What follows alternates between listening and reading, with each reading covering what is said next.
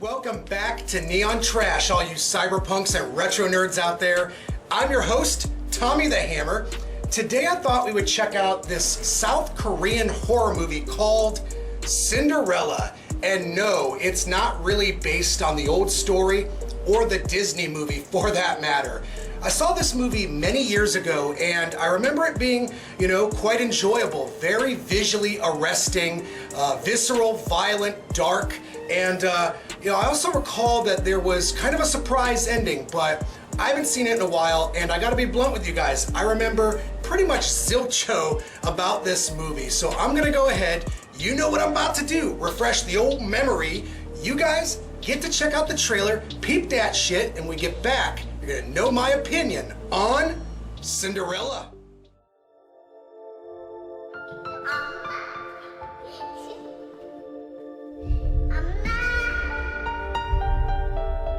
생일 축하합니다.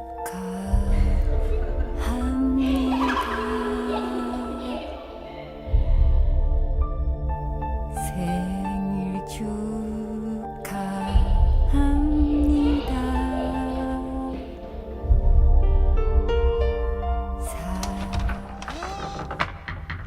엄마, 나 예뻐?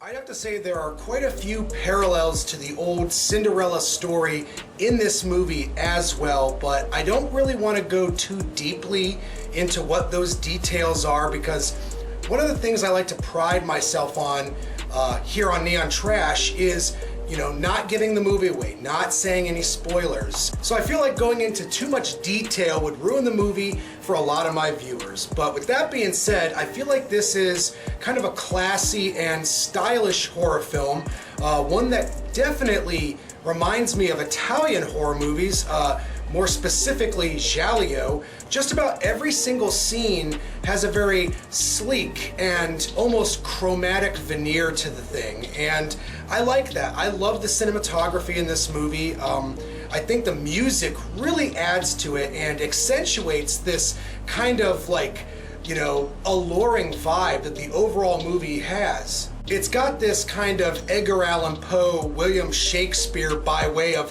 Wes Craven vibe. This at its core is a supernatural horror movie. And I know there's a lot of people out there that have seen movies like The Ring and The Grudge, and in the wake of those films, there was a ton of long-haired, spectral horror movies. So when they see that, they watch it with kind of jaded eyes, and it's kind of like a ho-hum, another long-haired ghost supernatural horror film, but I feel like that's a little short-sighted. The basic premise might be similar, but I feel like there's a lot here going on. It's got its own vibe, and it definitely brings something new and different to the table in its own regards. But I'd have to say, for every single strong moment, every scene with really gripping dialogue and engaging narrative elements, there's gonna be a moment that feels slightly cliched. But I feel like people that have, watched a lot of horror movies or they're well versed in Asian horror films will watch this movie and, I don't know, they'll see certain things coming and that might take something away for them. There's a lot of scalpels cutting faces, muscle tissue, rotting corpses, all sorts of gruesome subject matter. Perfect if you enjoy that sort of thing. And I gotta say, I like the movie Cinderella. I think it's a different take. There's definitely a subtext to the overall narrative and kind of a social commentary about, people's conceptions of, what they consider to be beautiful and the expectations they put on other people in society. And I know here in America, we've got our own superficial vibe. It's gruesome, it's vile, and I think this would be kind of perfect to show at a party, mainly because the runtime is about an hour and a half. There's a lot of gruesome death sequences, and the overall story and narrative is very classy. It doesn't trivialize its audience.